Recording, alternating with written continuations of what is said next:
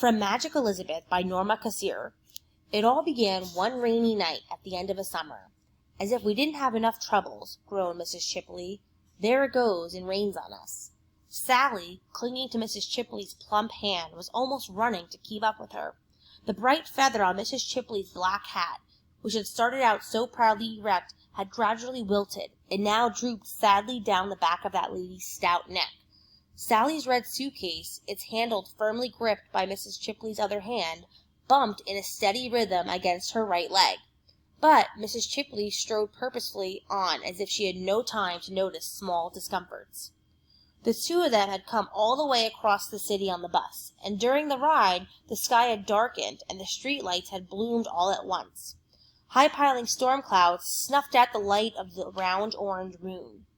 As they stepped off the bus, the branches of the tall trees rattled like bones in the wind. And now it was raining, a nasty, cold, stinging rain, mixed with wet leaves torn from the groaning trees.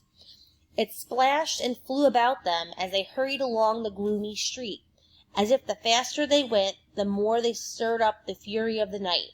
Their coat-tails snapped behind them. Rain flew into Sally's eyes and even into her mouth, and it dribbled unpleasantly beneath the collar of her coat.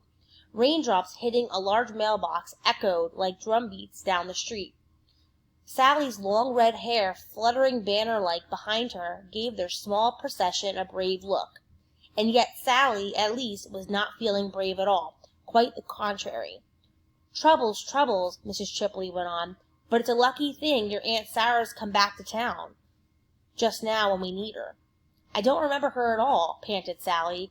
"I was just a baby when she went away to California." "Going back again, too, pretty soon, your ma tells me," says Mrs. Chipley. "Only came back here to sell the house.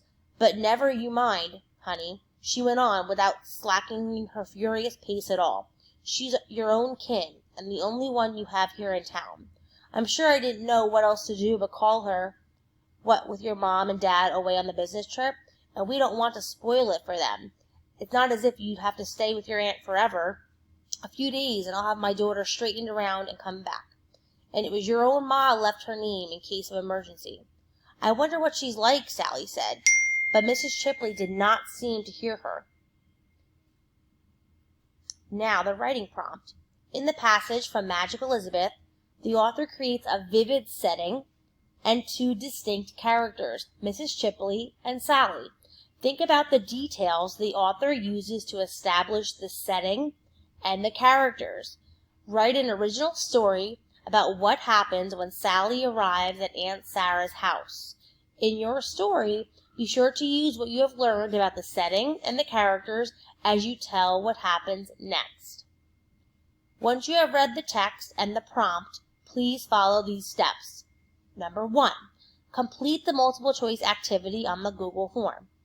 2. Complete the plot diagram for Magic Elizabeth below. This map is not editable. It is a model. You cannot write on this document. If you have a printer, you may print out this document and fill in the chart. If you do not, you can draw the diagram and fill it in. Here is the plot diagram.